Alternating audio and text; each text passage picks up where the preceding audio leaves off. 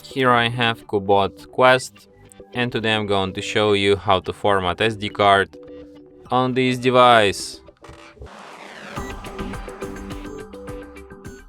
So firstly, let's open settings.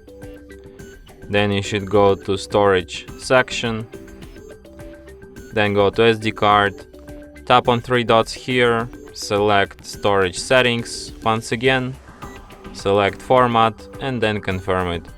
And after a few seconds, SD card will be fully formatted and ready to be used anew.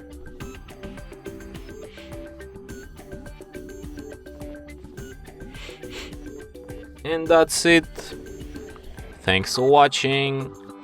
If you find this tutorial useful, don't forget to hit that like button and subscribe to our channel.